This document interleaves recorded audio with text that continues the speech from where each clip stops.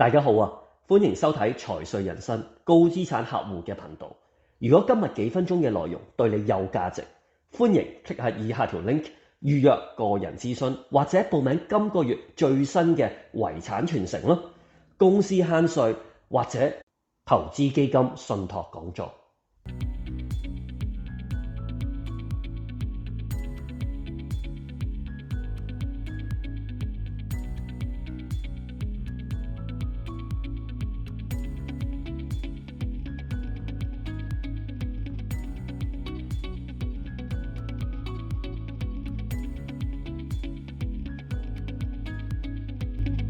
其實為人父母都知道嘅，即係人生都唔係天平啦，係咪？可能大仔更加孝順啦，可能細女更加需要照顧啊，可能第三個係最叻嘅，唔需要你擔心啊。呢啲都係父母作為父母嚟講安排資產啦嘅時候啦，即係會諗嘅嘢，去達到佢哋心目當中嘅公平嘅。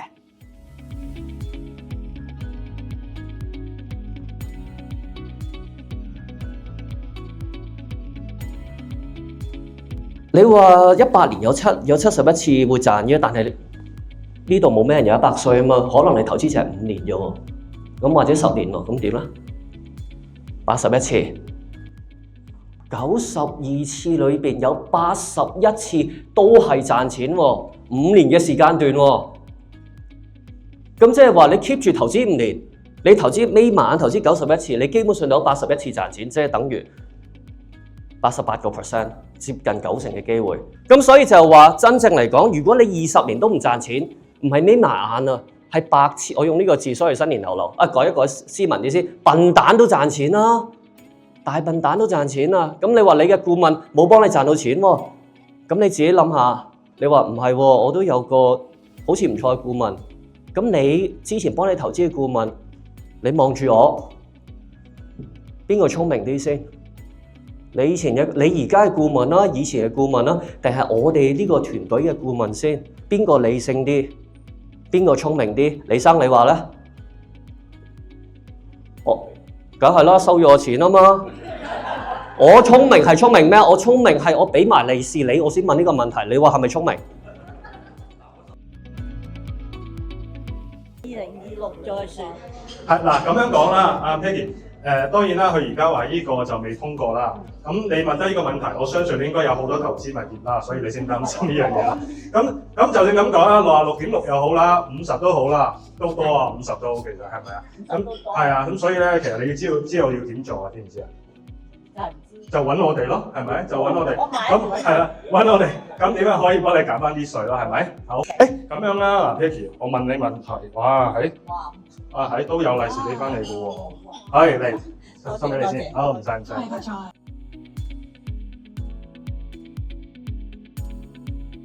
阿 Wing 個問題就係話，應唔應該買 RSP？ 咩情況下買比較好？咩情況下就唔應該買？我覺得有一個 misinformation，覺得唔推介買 RSP。其實 RSP 係慳稅嘅工具嚟嘅，即係佢永遠係一個有效嘅，即係隨時每一個人都可以攞得到嘅工具。其實唔係咪唔建議買，係你買得好聰明。即係如果你依家嘅稅價，其實我見到好多人其實即係我哋收入係高到退休咁樣低落嚟嘅。如果你喺爬坡嘅中間就買盡咗 RSP， 其實你浪費咗你喺最高嗰個時候可以買。唔好忘記 RSP room 係可以一路 accumulate 嘅喎。我哋啱介紹咗用利息嘅方法去減低你嘅收入，係咪？利息揀當年嘅啫 ，RSP 可以一路咁樣 accumulate。我曾經有建議過 client， 佢喺收入其實10萬蚊嘅時候，我建議佢分散咗，用啲利息，用啲 RSP。咁等佢賣咗投資物業啱 Paddy 嗰個問題，你係可以一次過用晒你 accumulate 嘅10萬、20萬蚊去減你當時嘅收入嘅。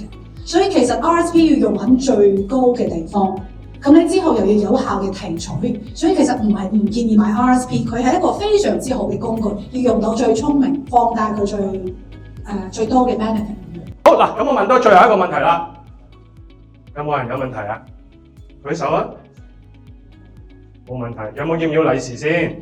你要，咁你問問題啦。好，你係咪真係有問題先？點樣賺錢咯？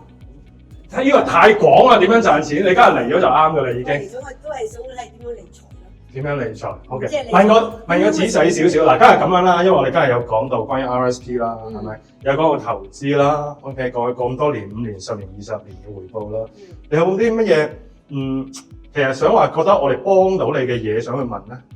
因為我以前咧成日覺得買 RSP 咧就係慳稅，咁而家我嚟咗呢度咧，睇到 Teresa 咧，咁我就想佢幫我將來係點樣錢揾錢咯。OK，即係其實你個問題應該係話，除咗 RSP 之外，有啲咩其他方法可以慳稅啊？係啊，最想學多啲嘢咯。OK，好嗱，咁我又問下你一個問題啦。OK， 呢個好簡單嘅啫。你會唔會推薦你身邊一啲高資產嘅客戶？會，我頭先都同佢 Teresa 講啦，跟住我就會今日六市啫嘛，六市我會帶多啲人嚟。哦，OK， 唔落市會多啲人。我真係驚六市條路真係好難行，我都已經行得好細先。係啊，好多咁啊，多謝各位啦，今日落雪都過嚟，好唔好 ？OK， 好啦，咁我今日又送一封利是俾你啦，好嘛？OK， 係恭喜發財，我哋公司咧越嚟越紅紅火火。哦，你講一次。係我哋公司咧紅紅火火熱揾紅紅火火好啊，好。生意興啊！好多謝你 Teresa， 多謝，好嘅。